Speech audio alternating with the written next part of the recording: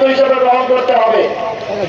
যদি আপনি আপনার নিজের এবং এলাকার মানুষের ভোটাধিকার নিশ্চিত না করতে পারেন, তাহলে আবারও আপনার সন্তানকে রাজপথে জীবন দিতে হতে পারে, তাহলে আবারও শেখ হাসিনার মতো কোনো ফাঁসিবাদ তৈরি হতে পারে। সুতরাং একদিনের কষ্ট এবং আমাদের নেতা কর্মীদের আগামী 10 দিনের পরিশ্রম আগামী 5 বছর আপনাদের ভবিষ্যৎ নির্ধারণ করবে।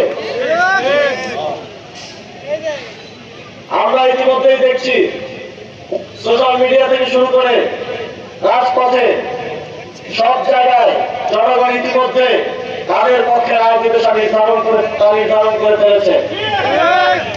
ইতিমধ্যে জনগণ কোন দিকে যাচ্ছে আমরা সেটা দেখছি, কিন্তু মানুষ আমাদেরকে আপনাদেরকে 11 জন এজেন্টকে ভোট দিতে চায়।